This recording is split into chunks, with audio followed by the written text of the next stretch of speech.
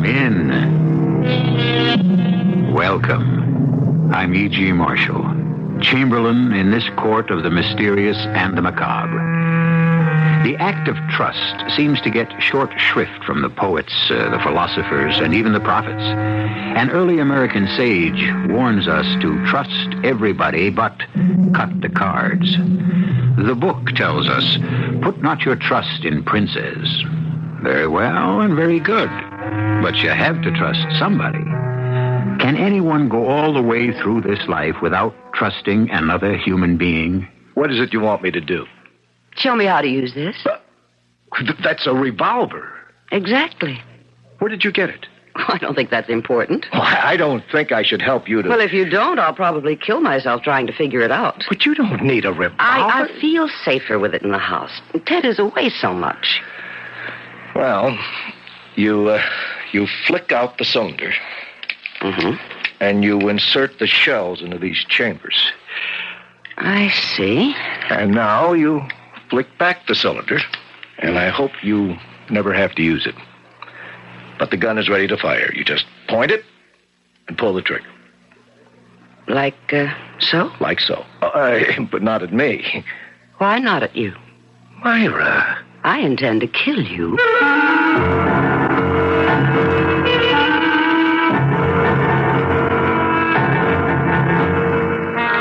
Our mystery drama, Can You Trust Your Husband, was written especially for the Mystery Theater by Sam Dan and stars Joan Lovejoy and Mandel Kramer. It is sponsored in part by Sign-Off, the sinus medicines, and Anheuser-Busch Incorporated, brewers of Budweiser. I'll be back shortly with Act One.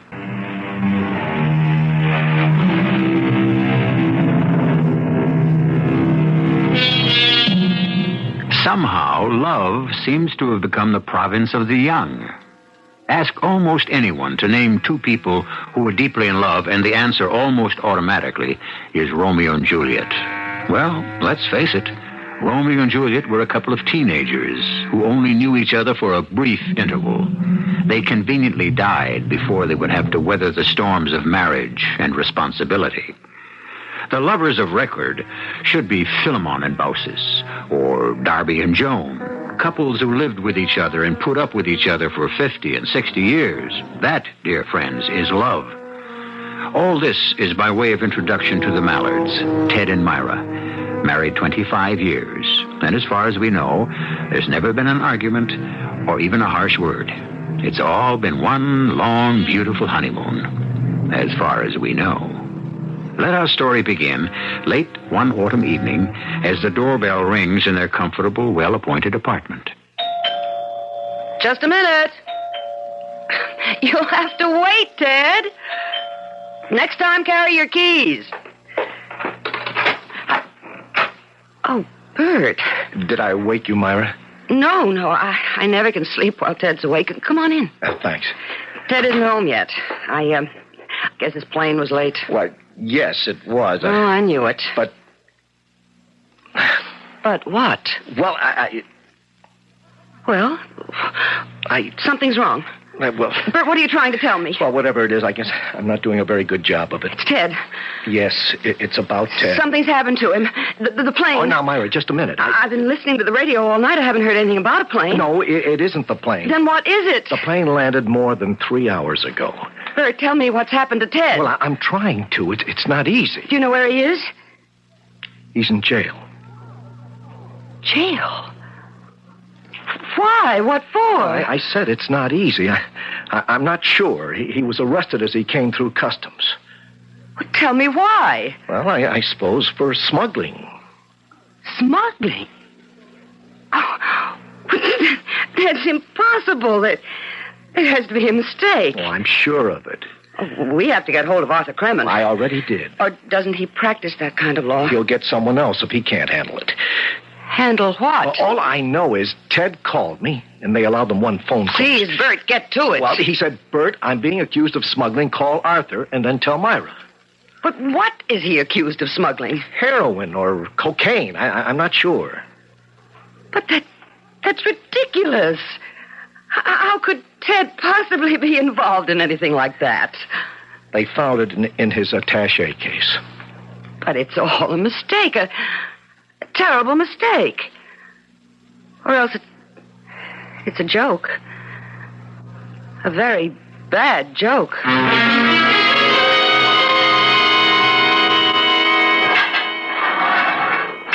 Ted, Myra, darling. Myra, I didn't want you to come here. Why not? Because it's a prison cell. Are you all right? I don't know. I'm in prison, Myra. Well, it's not exactly prison. You're just being held here because of some awful misunderstanding. Oh, darling, it's prison.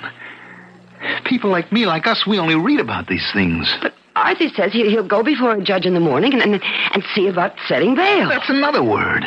Bail. Do you realize I'm going to be out on bail as if I were some common criminal? Darling, Ted, tell me what happened. I simply couldn't get a word out of Bert. What happened? How many times have I done this? I got off the plane, picked up my luggage, walked through customs, except this time I didn't walk through. This time, when they searched my attaché case, they found a packet, they say, of first-grade cocaine. Well, then it couldn't have been your attaché case. But it was. Wow. How did the cocaine get there? I don't know. Couldn't you have seen it? No. Why not? Because it was concealed in a secret compartment. What secret compartment? I don't know, darling. I didn't know I had one. But surely... Surely what? Surely nothing, darling. I know how upset you are. You don't need me giving you a third degree. They were waiting for me, Myra. Waiting? Yes. Ordinarily, customs is just routine. This time there were 3 or 4 of them out there. They emptied the papers out of my case. One of them had some kind of a screwdriver, and he... You mean that they actually expected to find something? Yes. And then there was this cellophane, or I think they call it glassine, a packet just filled with powder. Well, it's a mistake. Well, of course. Obviously, it couldn't have been your attaché case. You see, that's the answer. Myra, I told you it was. Ted, you're being framed. That's the only thing that makes any sense. But why? Because I travel regularly between New York and London on legitimate business. I'd make an ideal courier. Somebody's been using you. People, a gang that's involved in smuggling, that they watch for regular travelers. I know it sounds crazy, but they managed to get hold of your bag somehow. I don't know what's going to happen now, Myra. Well, I know what's going to happen. Tomorrow, the mistake or whatever it is will be straightened out. I don't know if it ever can be straightened out completely. Ted, what are you saying? You're innocent. Am I innocent? You know it, and I know it, but what about the rest of the world? Don't forget this will be in all the papers. But it's so obviously a frame-up. To whom? Myra, there are people who actually believe that if a person isn't guilty, he'd never have been arrested in the first place. Ted, that's crazy. Of course it is, but that's what's out there. But everyone knows that you're an honest, hardworking, ethical man. In the minds of so many people, there will be a nagging little nasty suspicion. Could he really have been involved? Well, this is going to be a good way of finding out who your friends really are. Suddenly I feel as if I'm part of another world, Myra, a world you and I never knew. It's no longer our logical, well-ordered universe. All of a sudden, I'm a criminal. Darling, you're not. I'm in a cage, deprived of my freedom. Look at them, the rest of them, as you leave here. The thugs, the hoodlums, the thieves. I'm one of them. Ted. Look at them as you leave, because I can't leave. I have to stay. Darling, not for long. Myra, you've got to get me out. The shame of this. The disgrace. I can't stand it.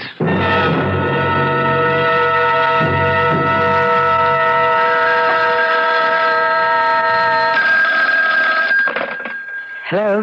Myra, Bert, where are you? courthouse. Was Arthur able to get bail set? Well, that's what I'm calling you. Bert, please, just tell me. There's a problem, Myra, and Arthur's going to be tied up with it, so he asked me to call you. Bert, will you please tell me? Well, it looks like Arthur can't get bail.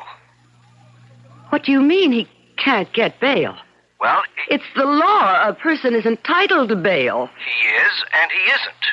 Well, I'm going right down there. Myra, it won't do you any good. You see, because of the size of the package and the fact that they've had their eye on Ted for a long Now, time... you just stop there. You stop right there. Please, Myra. I'm only reporting the facts. The federal prosecutor moved for suspension of bail. But that's not legal. Well, in some cases, Well, there has to be someone I can talk to. they claim Ted is so important to this narcotics ring... What narcotics ring? That he would simply jump bail and leave the country. Bert, do you know what you're saying? Or else his life would be in danger. So what this amounts to is protective custody. Huh. And Arthur, our fine attorney Arthur, to whom we pay a fortune every year as a retainer, is just standing there and taking it. Now, Myra, you must be fair to Arthur. Be fair to Arthur? Arthur's fighting it. He's filing an appeal. He's going to a higher court, but it has to take time. Time? Well, a couple of days, a week. Bert, I have to hang up now. Now, you just relax, Myra. Everyone's doing their absolute best. I'll talk to you soon. Okay, goodbye. All right.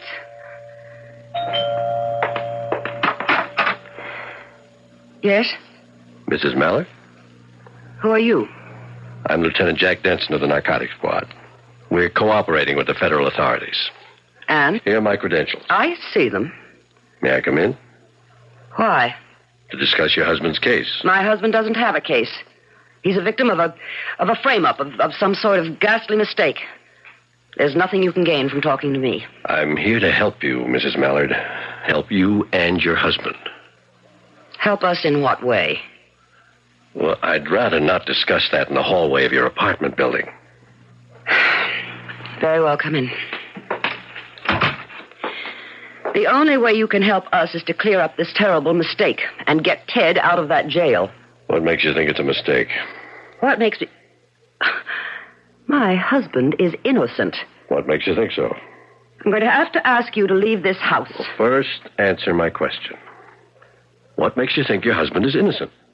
The fact that you love him? Of course I love him. Has that become a crime? Your entire attitude toward your husband is based on the fact that you love him. And love happens to be blind. Please, spare me your dime store philosophy. You don't live with a man for 25 years without getting to know him. Ours was no ordinary marriage, or maybe it was. Maybe all marriages are the same. I wouldn't know. But we were together in everything. We had no secrets. I don't believe we even had separate thoughts. We lived with and for each other. So he couldn't have been doing anything wrong, because I would have known it. How would you have known it? Evidently, you're not married. Or if you are, it's not what I would call a marriage. I would know. He wouldn't have to say a word or leave a clue. But I would know if he were doing anything wrong. So what do you say to that? I wish I knew what to say, Mrs. Mallard. I wish I knew how to say what I have to say. Then please, stop beating around the bush. You're a fine woman, Mrs. Mallard. I'm in no mood for flattery, Lieutenant. Say what you have to say and get out. I'm sorry I'm forced to tell you this, but your husband, whom you love, and with whom you're so close, has been leading a double life.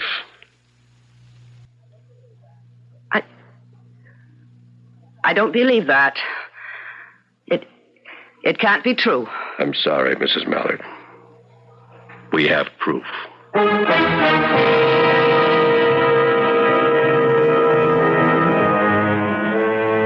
are parts of the world where it never rains. The bright golden sun shines in a deep blue sky, and all is beautiful and cheerful and gay. And after a while, you accept it as something that will last forever. But as the song says, into each life some rain must fall. And when it does, those who have never known what it is to be drenched usually suffer the most. I shall return shortly with Act Two.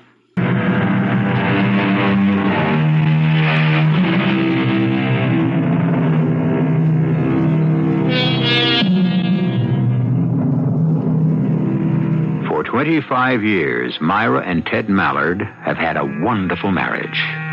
Myra and Ted could communicate without speaking, read each other's thoughts, share each other's feelings. Well, possibly this hasn't been completely so. For here is Myra being confronted with the charge that Ted has been living a complete life away from her. A life that is of interest to the police. I challenge you to present your proof, Lieutenant. We've been watching Ted for a long time. He makes regular trips. He makes regular trips to London on legitimate business. Of course. Ted had an opportunity to open a branch office in London. And he goes there to supervise. And it's an excellent cover. Cover? His presence is necessary. According to the annual report of your husband's company, that London operation is losing money. Ted has faith in it. But you can excuse our being skeptical. And what right do you have to arrest a man on skepticism? None at all, but it goes deeper. I'm not interested.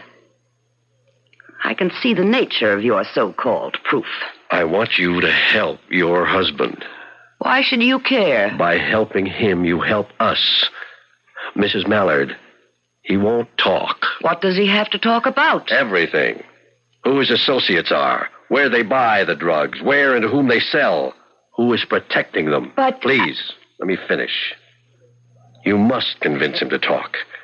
If he remains silent, he'll spend the rest of his life in jail. But he hasn't done anything. Please, Mrs. Mallard, we're beyond all that. Now, you must convince him to cooperate. That way he can get a substantial reduction in his sentence. What sentence? He'll be tried and he'll be sentenced. We have proof. You keep saying you have proof. And all you've got is the packet you found in his attaché case, and that could have been planted there. It could have been, but it wasn't. Well, I won't be intimidated. If we have to fight, we'll fight. Ted is 47 years old. He has a spotless reputation. He's never done anything wrong. The jury will simply refuse to believe that he could be a member of a dope ring. Did you ever hear of a woman named Jenny Saunders? Jenny Saunders? I don't believe so. I'll do some things that are not exactly in the book. If you promise to say nothing, I'll take you to her apartment. Well, why would I want to go there? Because the two of you have something in common.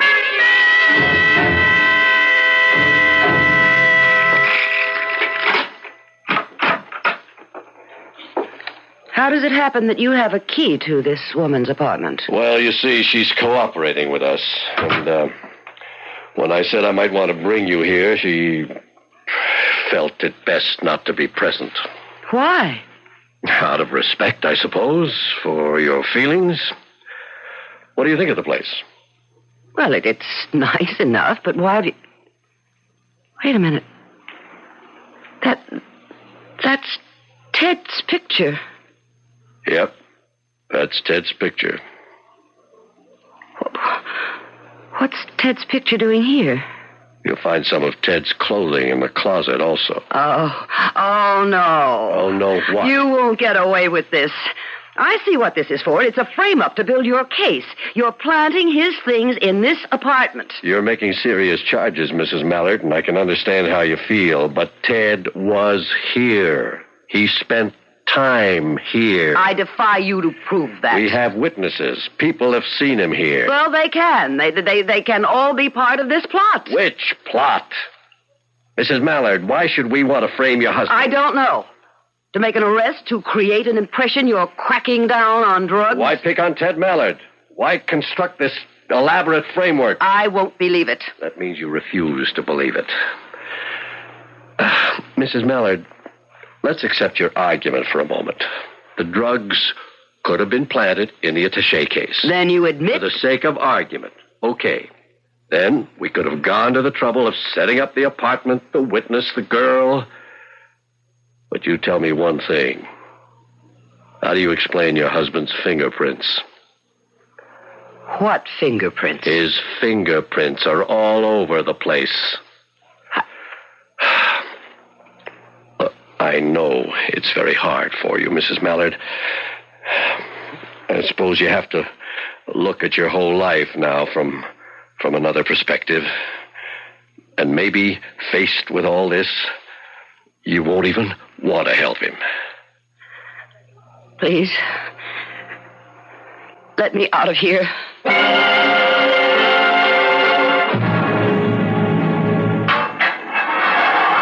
Ira, where were you? I thought you'd be here earlier. Arthur hasn't been able to do a thing. Now, should we get another lawyer? I can't believe a thing like this could Ted, happen. Tell me about Jenny Saunders. Who? Jenny Saunders. Jenny? What about Jenny Saunders? That's what I'm asking you. I don't know any Jenny Saunders. You don't? No, of course not. Look, darling, we've got 1,000,001 important things to worry about. You don't know a Jenny Saunders. Myra, is somebody named Jenny Saunders somehow involved in everything that's happening? There's an apartment at 291 Fenimore Place. So, what about it? I was hoping you'd tell me what about it. Myra, what's wrong? Don't say nothing, because I can tell when something's bothering you. I didn't say nothing was wrong. Tell me about 291 Fenimore Place. I never heard of it. The police say they found your fingerprints all over it. Oh, well, I guess they would. Then you do know about 291 Fenimore. Thinking, darling, I have been there. Let me see. Often? Well, twice to install, and then... Oh, let's see, was it 3 times? Anyway, I installed and then went back for some repairs, I guess, and I guess the police were checking every place that I ever visited. Well, why would you have been to 291 Fenimore? As a favor to Bert. Bert? Yes, he's got a friend. Jenny Saunders? Maybe that's her name. I never saw her. I never saw anyone in the apartment. Well, why did you go there in the first place? I'm telling you, darling, Bert asked me to install one of our special stereos for this good friend of his. You? Don't you have servicemen and technicians to do that kind of thing? There were some new things, and Bert said that it would be a big favor. And that's the only reason you ever went to 291 Fenimore Place? Well, of course. What other reason would I have?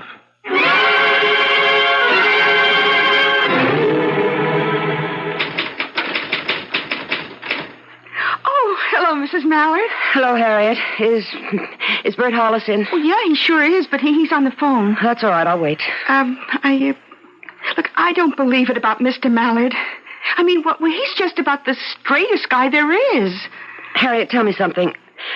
Does the name Jenny Saunders mean anything to you? Say it again, Mrs. Mallard. Jenny Saunders. Does it mean anything? Yeah. What? Well, I don't know. I mean, oh, gosh. Well, who is it? Look, does this ever happen to you? You know you've heard something somewhere, but you can't for the life of you remember when or where. Now this name, Jenny Saunders. Yes? I did hear it. Apropos of what? Apropos of, I can't remember. Oh, please, Harriet, try to recall. No. It doesn't do me any good to try. It's very important. Look, I mean, it's all just sloshing around somewhere in my subconscious, and it'll come to the surface when it wants to. Well, you will let me know, won't you, if you should happen to remember? Oh, sure. Oh, Mr. Hollis's light is out now, so he's off the phone. Why don't you just go in? Thank you. Bert? Myra, come in. Sit down. Thank you. Is there something new? I know Arthur's still waiting for the Court of Appeal. Bert, who is Jenny Saunders? Well, I never heard of her. Now, look, I know how long you and Ted have been friends. And, of course, your instinct is to protect him, but Bert... Oh, Bert, I have to know. What do you have to know? If my husband has been having an affair with a woman named Jenny Saunders... Ted? An affair? Oh, no, never. It's impossible. Bert, I looked in the mirror today, and I see that it could be possible. Myra, I know Ted, Please and I listen say to never. Me. Please. When I think of Ted and me and our marriage, I believe I'm still 20 and he's still 22. But I'm not, and he's not. And I have wrinkles, and a girl named Jenny Saunders is probably quite young. And you're being quite silly. Ted would never... Are you familiar with an apartment at 291 Fenimore Place? 291 Fenimore... No. Should I be? Yes, if you have a friend who lives there. No, I don't know anyone who'd... Well, since you have never heard of the place, and you don't know anyone who lives there, then you couldn't possibly have asked Ted to personally install a special super stereo. Ask Ted to what? You heard what I said. Well, I heard it, but I can't believe it. Well, why would I ask Ted? I see. Myra, please. Why did you ask me such a question? What are you driving at? What's happened? I'm not sure. When Ted was arrested at the airport the other night, I thought that was the end of the world. Now I see that may have just been the calm before the storm.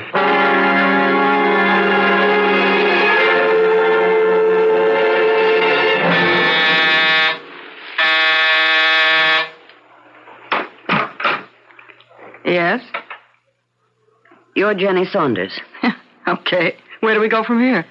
I'm Myra Mallard. Oh, well, come on in. Sit down. Thank you. Drink. I don't believe so. Well, what are we going to talk about? Is it true? It's true. I didn't think you'd be his type. When they start to hit 50, what's a type? Although you are quite pretty. If it makes you feel any better, he's still in love with you. Really? Then what was he doing here? Well, I guess these fellows need excitement. He's in a jam, I hear. Yes. I will say he was fast with $1. He was good to me. The rent here goes for almost $300. And then he liked to go to the track. I never knew he had the slightest interest in... Oh, and he liked a game of cards. I told him the stakes were a little high. I never knew he could even play cards. Well, I tried to steer him clear of it. Thank you. But men, well, they do what they want to do. And so, well, the way I see it, he got in very deep to the loan sharks. And it's all tied into the rackets, you understand? So they said, look, here's how you can pay us back. And so he became a courier. You see it happen all the time. Legit business guys get themselves in hock and the mob moves in. What are you looking for? You wouldn't happen to have a specially installed stereo, would you? Oh, no. I wish I did. Oh, thank you, Miss Saunders. Yeah. I'm glad you're friendly, Mrs. Mallard. A lot of wives, they'd throw a fit. But isn't it better to act civilized? Myra, what are you saying to me?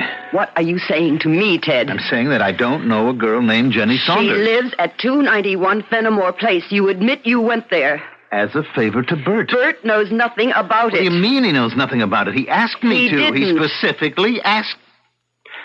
Myra, Bert came into my office a couple of months ago and asked me to do him this favor. But he didn't. Well, ask him. I did ask him. He knows nothing about it. And furthermore, I just had a visit with Jenny Saunders. Myra.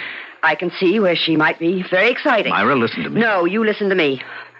Call Lieutenant Denson. What for? So you can make a deal and be out of here in a few years, or maybe even months. Would you mind telling me what you're talking about? I'm talking about a man who fell in love with a woman half his age. Myra. All right. Let's say he became infatuated. And so he went through all of his money, got into debt, and was offered a way out, an illegal way out, and he was caught. Myra, do you believe this? Yes, Ted, I believe it. I don't see how it's possible not to believe it.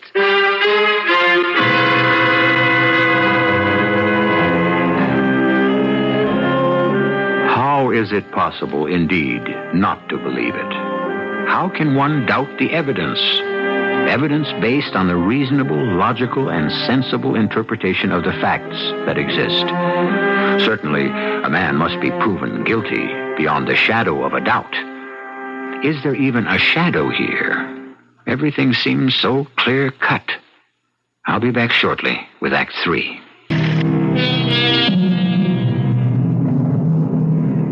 Sometimes, if you repeat a story often enough, you'll come to believe it.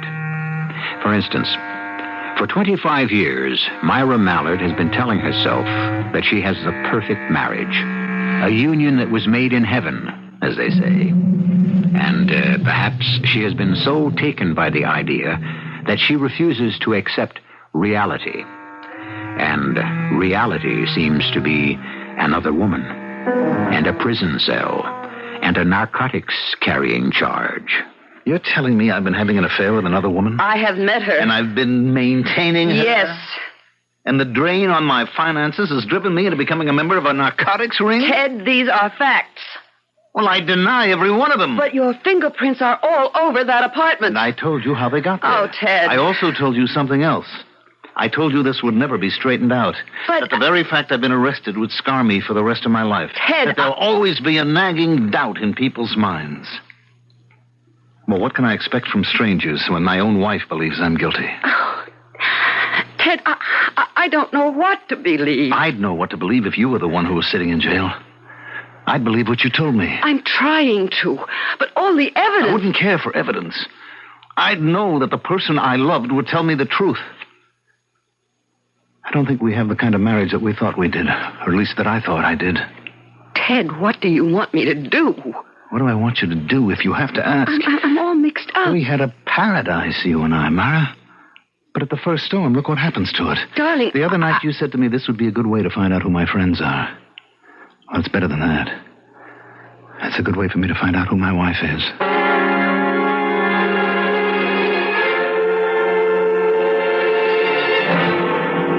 Well, Mrs. Mallard, have you thought it over? Yes, Lieutenant Denson, I have. And have you decided to help your husband? Yes, I'm going to do everything I can. Fine. Then I can expect you to cooperate with us. Oh, I will. That is, if you agree to cooperate with me. Certainly. What would you like me to do? Find the man who's really guilty. Mrs. Mallard, is it possible we are back to ground zero on this thing? We never left it. Ted is innocent. In the face of all the evidence, can you really believe that? Yes, I believe he is innocent. And I believe it because he says so. Ted Mallard cannot lie to me any more than I can lie to him. Mrs. Mallard, I would like you... I know what you'd like. You'd like me to look at the facts. But there are all kinds of facts, Lieutenant. You have yours and I have mine. And what are yours? Mine is the fact that Ted and I are in love. Yes, for a moment I panicked. I was frightened. Mrs. Mallard... It's no good, Lieutenant. I have 25 years supporting me. I know this is a blow to your pride. Let me tell you whom you should investigate. My husband's partner, Bert Hollis. Please, Mrs. Bert Mallard... is lying. He said he didn't ask Ted to install the stereo set at 291 Fenimore. Mrs. Mallard, you can't shift the blame conveniently. Why is Bert lying? That's the crux of the entire case. Bert was not caught with the narcotics. Bert was not maintaining a girl in that apartment. Please, Lieutenant, don't give me facts. Your facts. For once, try something else. Something else? Faith. Believe somebody. Take a person's word. You once said I was a very fine woman. All right. Would I lie? Isn't it possible that I'm telling the truth? I know you have a case. It's well constructed. But it's wrong. Mrs. Mallard, we know Ted is guilty. And I know Bert is lying, and I'm asking you to find out why. But we have no reason to pursue that line of investigation. Perhaps you don't, but I do. And I'm going to pursue it. How? I don't know. What do I know about these kinds of things? But somebody has to help Ted. Must be wonderful to have a wife who simply won't face the facts. Oh, you're wrong, Lieutenant. I'm facing all the facts.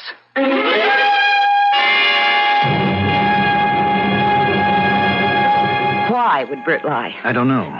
Think. I told you I don't know. Have you had any differences of opinion about the business? No. Is he in debt? Not that I know of. Can you think of anything, any reason why he would do this to you? Bert and I have been friends since college. All right, the attaché case. How could the cocaine have gotten in there? That's beyond me. Oh, Ted, you're not being very helpful. Well, did I ever think I'd be framed? It's Bert. It has to be Bert. But why? I don't know. I'd have been willing to bet my life on Bert. Just as I'd be willing to bet my life on you.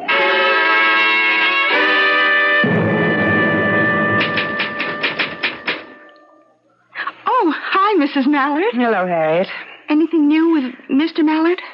Well, we're hoping. Yeah. I've just come by to get some of Ted's things. Oh, that's Mr. Hollis's ring. He wants to give me some dictation.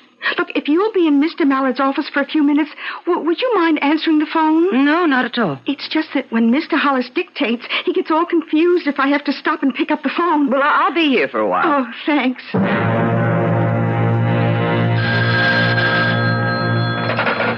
Yes? Is Bert there? No. Well, he's supposed to be there. He knows I'll be calling. He just stepped out for a moment. Tell him Smitty wants him. Oh, yes. What do you mean? Oh, yes. Well, I've heard Bert mention your name. Bert and I are, well, we're very close. There you are. What about the Saunders dame? Oh, that's all over. Look, it's a lot of dough, and it's due. He knows how and where to bring it.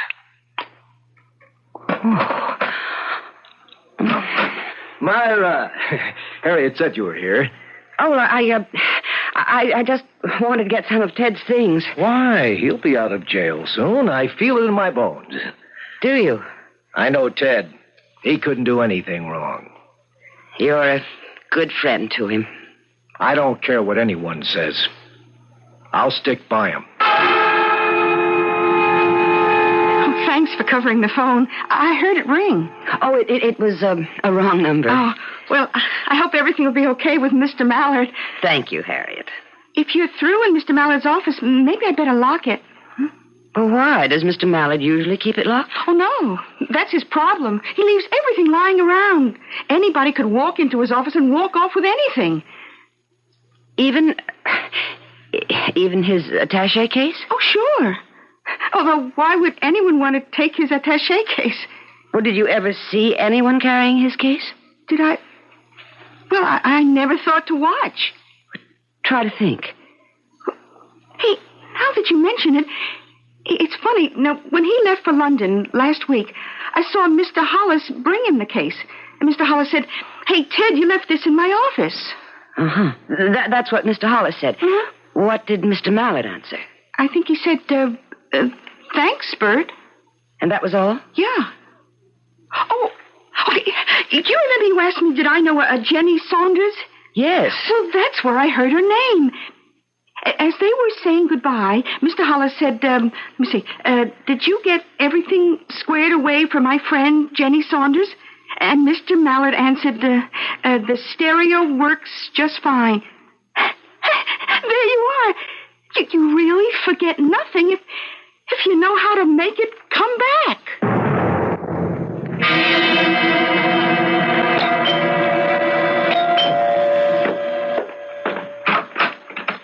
Hello, Bert. I'm on time. You got it? Yeah. Hand it over. I know 50 grand here. I know. Look, the agreement was 10 payments, 50 grand each. 50 is too big a sum to The hide. agreement, pal. I can fix the books for 25 maybe each month, but not for 50. Who cares about the books? That's why we got Mallard out of the way, so you could have an open road. His wife was there today. Why? I don't know why. Maybe she suspects something. Why should she suspect I don't know. I said maybe. Look, you're the one who said all you needed was to get Mallard out of here, and the till would be wide open.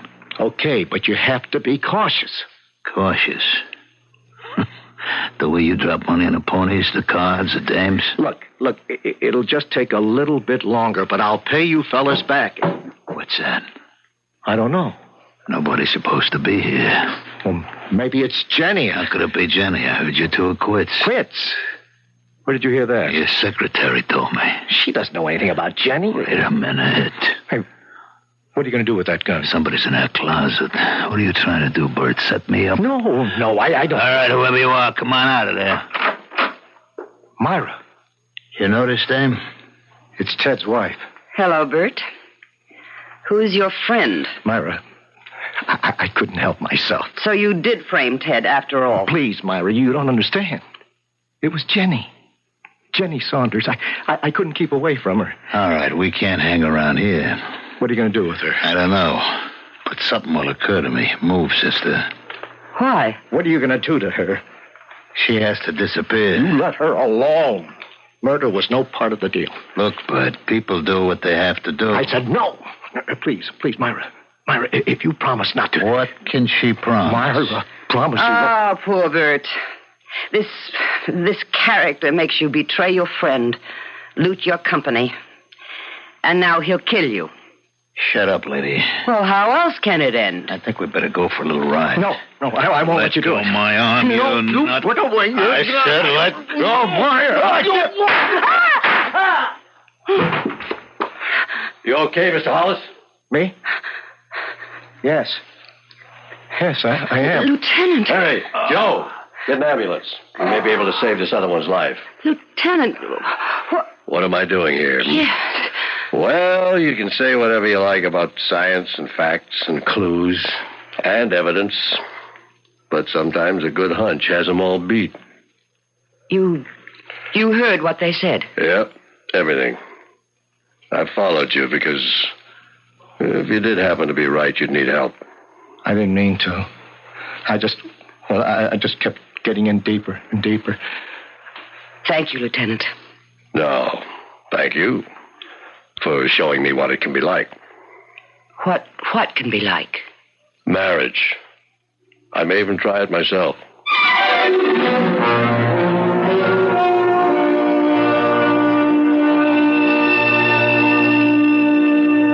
And he did. Or so we are told. Well, what is the moral here? You may be sure that faith can overcome any difficulty. And as the Persian poet said, the sweet breath of love can blow away the mightiest mountains. So, you have faith, for I shall return in just a few moments.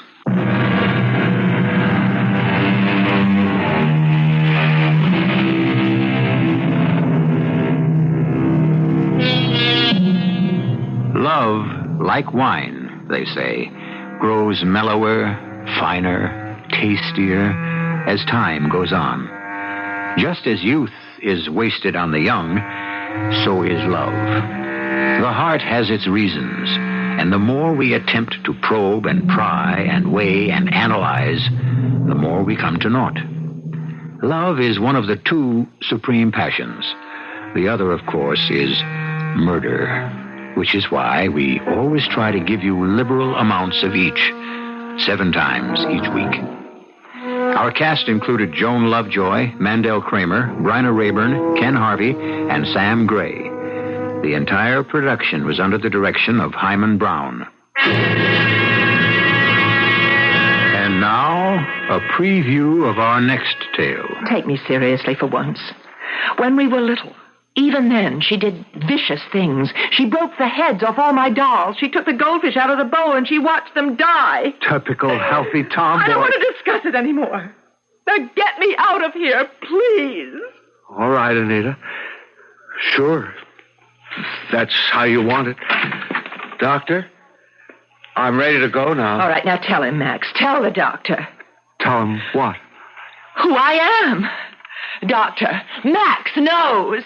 I think this has been too much of a strain for her. You'd better go immediately. Of course. Max! Max! Doctor. Goodbye, Susan. Oh, no, Max, she'll kill you. When she finds out that you know, she'll kill you. Radio Mystery Theater was sponsored in part by Anheuser-Busch Incorporated, Brewers of Budweiser, and Sign-Off, the sinus medicines. This is E.G. Marshall inviting you to return to our Mystery Theater for another adventure in the macabre. Until next time, pleasant dreams.